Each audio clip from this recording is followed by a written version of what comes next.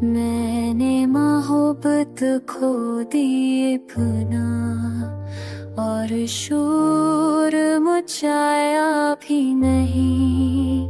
जो टूट गया था अंदर से ऐसे सबको दिखाया भी नहीं।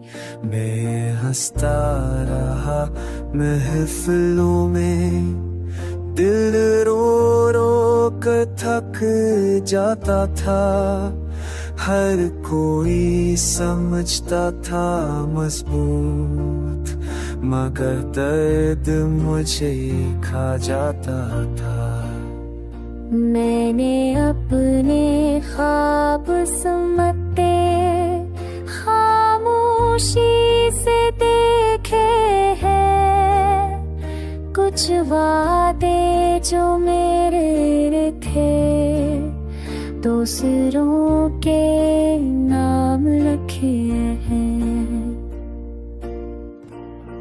यकीन था जिस पर सबसे ज्यादा, वही सबसे पहले बदला।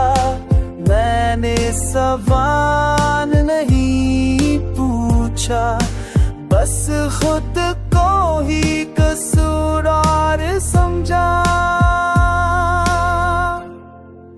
हर दिन नया चेहरा ओढ़ा, हर रात खुद से लड़ता रहा।